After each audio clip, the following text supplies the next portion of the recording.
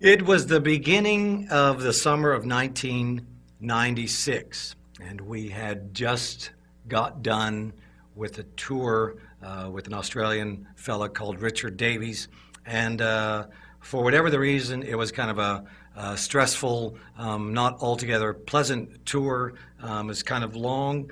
We did a lot of rehearsals for it beforehand, and for whatever the reason, we were kind of burned out on touring. And at the same time, right at the end of this, Ronald Jones, our guitar player at the time, announced that he was going to be quitting the band. He was going to play the remainder of the shows that we thought we had at the time, but he was going to be quitting.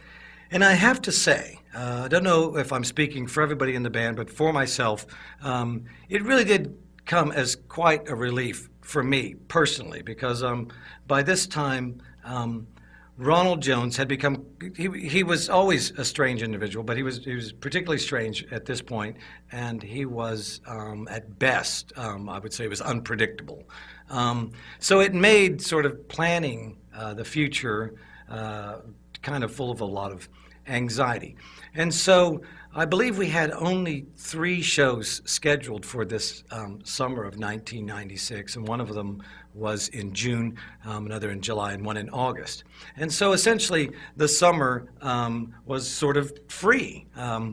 And in my mind anyway, with Ronald Jones leaving the band, for some reason I felt especially free this summer. And I have to say, I think that my energy and my ambition and my freedom now was probably at an all-time high for me. Me and Stephen had begun just talking about doing these sort of expanded abstract compositions. And the reason that we were thinking about all this stuff is we had been approached by the filmmaker Spike Jonze about doing some soundtrack music for one of his films that never came to be, but we'd talked semi-seriously about this thing that was going to happen in the future. And I don't know why, but we were looking for an interesting way, even if it was just interesting to us, an interesting new way to record these big abstract compositions that me and Stephen were sort of envisioning. And I remember, and Stephen will probably remember it more clearly than I do, but I remember we met one morning. I was probably drinking coffee and he was probably smoking cigarettes, but we met and we talked about what the theme of this big composition we were about to embark on would be. And he drew out on a piece of paper a musical staff with lines, and he turned it upside down, and we thought we would try this experiment where he would just randomly draw these dots on the musical staff. And then when he turned it back right side up, whatever those notes were would be the theme of this first abstract composition. And I have to say, you know, if it was something really ridiculous or resembled someone else's song, we probably wouldn't have used it. But we were lucky enough that this very first upside down thing that we came up with, at the time we called it Should We Keep the Severed Head Awake? But it ended up becoming what you would probably know as Sleeping on the Roof from the album The Soft Bulletin. But you have to remember, this was before we were using computers and stuff to record our demo tapes and stuff. And so at the time, me and Stephen were using just our 4-track cassette recorders. And we started to kind of amass these little pieces of music and sound and little atmospheres. And we'd come up with this idea of how we would attempt to play them and perform them. And we met in a parking lot one night after having dinner, and we did what was now, we think now, was the very first parking lot experiment, where we used just 4 of these tapes that me and Stephen had been working on. And I'm going to condense the story here because I sort of feel like the parking lot experiments That's a giant, crazy story in and of itself that would take me hours to really explain the reasoning behind all that. But let it be said that these parking lot experiments, the way that they worked is we would collect up a bunch of our friends and their cars that had loud cassette stereos in them at the time.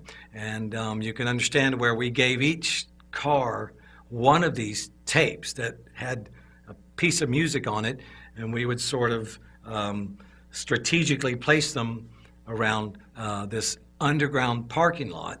And depending on how loud and how quiet or whatever the piece of music that was dictated by their car, where it was, would depend on where we placed them in this big garage. And each one sort of has a bit to play in all this, and everybody turns their tape decks on at the same time, and whatever I put on the tapes comes out of it. For just a little while longer, and you can sort of spread out and get to the edge, it'll be quicker. I mean, just the thought of all the car speakers clashing. Number 6.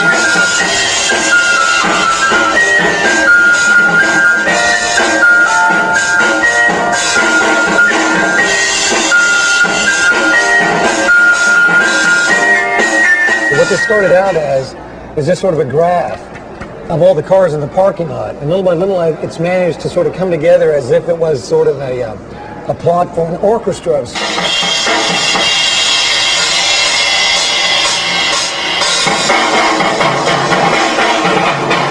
I had the idea for a long time, but I got the idea mostly from being at concerts and walking through parking lots while everybody's, is like before a concert, after a concert, and everybody's playing their different tape players and stuff, and they're all hanging out in their cars.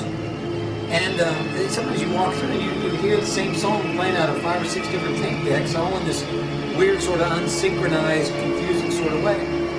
And even when I was a young teenager, I thought that was kind of interesting. But but it was only later that I thought I would try to do something similar, but through compositions that were sort of purposely kind of unpredictable in their rhythm and in their synchronization and stuff. So a couple of years ago, I started to do what I call now the parking lot experiments.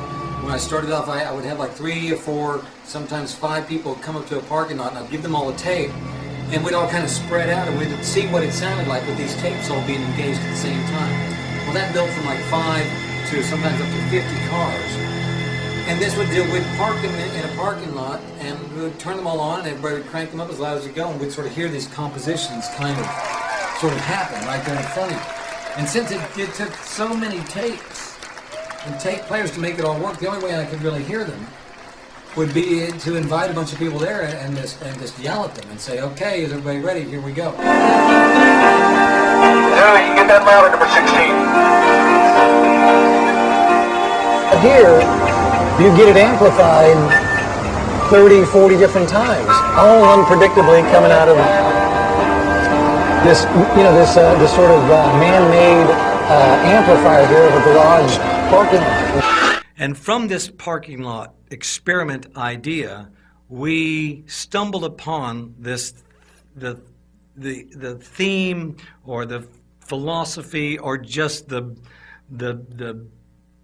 concept, if you will, of there being these random individual sound sources. Okay, so something comes out of this speaker, and it's totally random and separate from the other speakers around it. So that's where that concept came from, was directly related to the parking lot experiment. So people would show up, they would be in their cars, and we quickly found out that we needed a mechanism by which to get them all to start at the same time. And so I was out there in the parking lot with my bullhorn, and I would scream, 1, 2, 3, 4, go. And this idea of me being the count-off, when we went to record Zaireeka with Dave Fridman, he was always drawn to this idea that I would sort of be the one counting off each track, that the count-off was part of the charm of this idea. And so that's where we added this idea of counting off CD number 1 and CD number 2 and CD number 3 and CD number 4, and it would give you, every time you heard these tracks, it would give you the concept of it being, those all have to be one after another. The way that these parking lot experiments were going to be, we never gave it that much thought. We were so much concentrating on the music and the way that they would be played. And I can understand now where the parking lot experiments took on an air of kind of performance art, because they were very strange compositions, and you could walk around this giant parking lot and there would be sounds and music and unexpected things sort of erupting from all over the place. And the more of them that we did, the more we liked this unpredictable aspect of it. And I have to say that we really were embracing, in a sense, the unknown. And I think that was really the spirit that led us through all of the naysaying or the roadblocks that you run into when you're doing these sort of ridiculous ideas. Even people around you sometimes think, what the hell is this? What are you doing? But I think we approached all these things as it all felt so new to us and so fun and so creative that we just sort of barreled all through it, and anything that seemed awkward, I think, was quickly defeated by our energy.